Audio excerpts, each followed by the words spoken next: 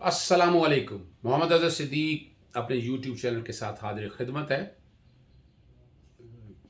इस इशू पे बात मैं ना करूं कैसे हो सकता है।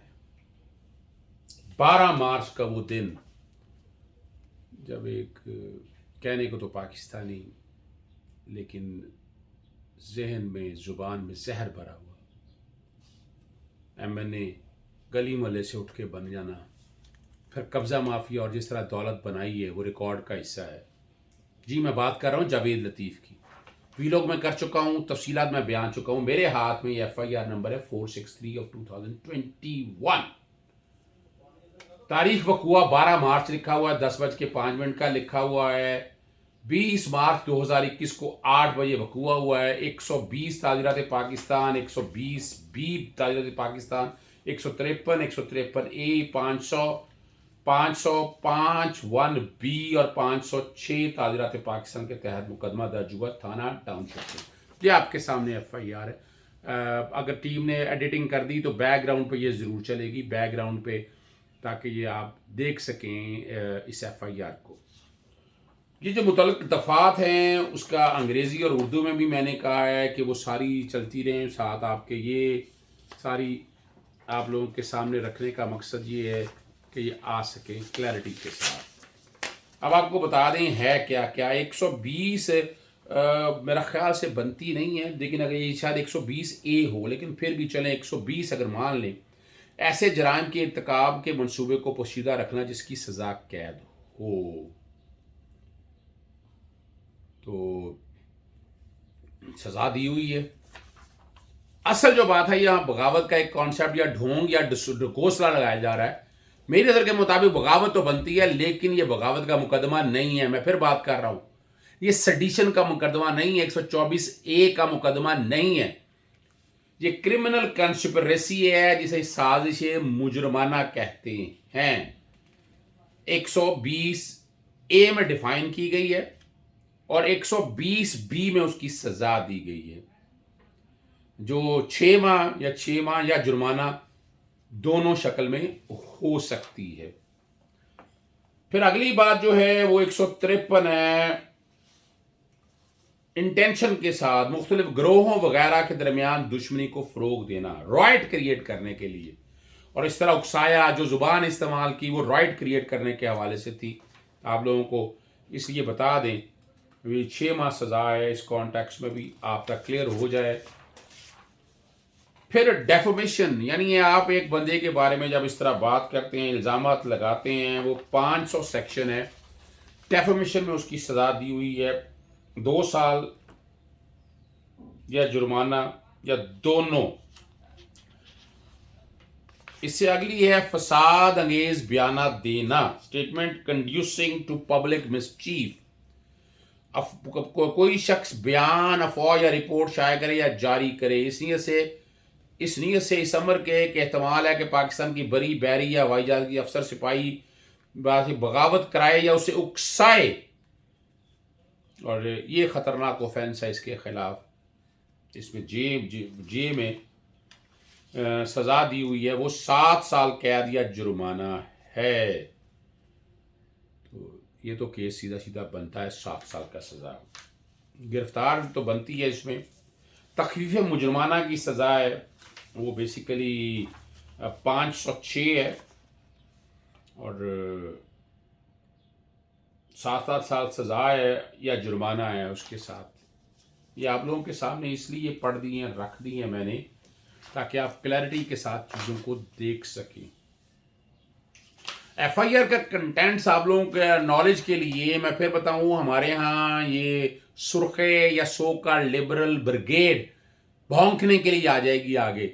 ये नहीं देखते कि आर्टिकल 19 पढ़ा करें, क्यों नहीं पढ़ते article 19? Subject to reasonable, fundament right है आपका बात करने का, लेकिन ये नहीं है जहां दिल चाहे बात करना शुरू कर दें आप।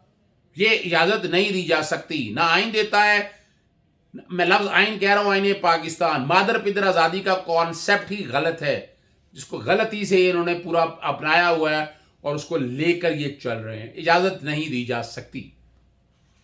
FIR जो कराई है जमील सलीम साहब, मोहम्मद सलीम साहब हैं, टाउनशिप के रहने वाले हैं, اور انہوں نے جو بات کہی ہے کہ پرامن شہری ہیں. 12 مارچ کو بوقت 10:05 سمر ٹی وی پر ٹاک شو نیوز بھی نشر ہوا جس میں میاں جاوید لطیف بطور مہمان مدعو تھا. میں نے اپنے گھر میں ہمراہ انجم منیر، کاشم منیر، عادل منیر، پسرار محمد منیر، سکنہ PCA سیار کالونی دیکھا.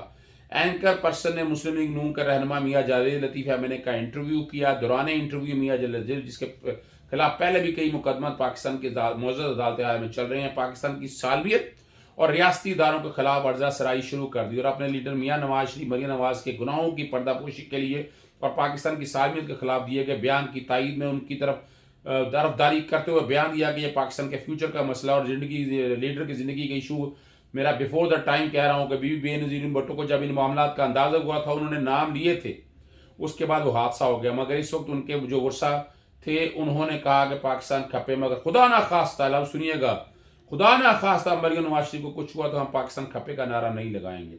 دوسرے سوال میں جوان مزید کہا کہ ہم پاکستان میں جو لوگ اس میں ملوث ہیں پاکستانی قوم اس کو کٹہرے میں لائے گی اور بڑا حادثہ ہو جائے گا. مشرقی پاکستان والا ریپلے مت کیا جائے اور پاکستان پر رحم کیا جائے. جی بڑا واضح طور پر انٹینشن کلیئر ہے. وہ آ کے اس کے بعد یہ تو ایک پرچہ ہے نا، ابھی جو ٹی وی پہ چلایا ہے پاکستان الیکٹروپیکا ایکٹ کے تحت، Pakistan electronic prevention of electronic crime act کے تحت وہ علیحدہ مقدمہ بنتا ہے، وہ FI کے جورسڈکشن ہے، وہ دیکھیں کب دیتی ہے، لیکن کم از کم دیر آئے درست آئے، دیر آئے درست آئے. ریاست بڑی دیر سے جاگی ہے، یہ تو فوری اسی وقت سیکنڈوں کے اندر منٹوں کے اوپر پرچہ درج ہونا چاہیے. اس کے لیے کسی کو درخواست دینے کی ضرورت نہیں ہے. سیکشن 154 کرمنل پروسیجر کوڈ بڑا واضح ہے. انفارمیشن صرف آنی چاہیے، آگے قانون تو حرکت میں آپ نے خود لے کے آنا ہے، جو آپ کا کام ہے، جو آپ کی ذمہ داری ہے، وہ قانون حرکت میں آپ لے کر آئیں تبھی حالات اور واقعات بہتری کی طرف جا سکیں گے. مگر اس طرح نہیں ہے کہ آپ خاموشی سے بیٹھے رہیں اور جس کا دل چاہے جو مرضی آ کے آل فال بکنا شروع ہو جائے. اور وہاں بھی دیر اور درست ہے. ابصار عالم اس نے جو ٹویٹر پہ کیا تھا، میں ذکر کیا تھا اپنے ویلاگ، میرے ویلاگ میں سن لیجئے گا، میں نے ذکر کیا تھا باقاعدہ اس بیان کا، اور میں نے کہا تھا کہ اس نے بھی ریاست اور جو لفظ استعمال کیے ہیں وہ پریونشن آف الیکٹرانک ایکٹ کے تحت بھی آتے ہیں، پھر فوجداری جرائم کے تحت، تاجرت پاکستان کے تحت بھی بنتے ہیں، اس کا بھی احاطہ ہونا چاہیے، مقدمہ درج ہونا چاہیے. FI نے بلایا تھا، پھر ڈرامہ شروع کر دیا. پھر میں نے ان کو ٹویٹر کے جواب میں لکھا، ان کو ٹویٹر کے جواب میں نے پھر لکھا اس کو جواب.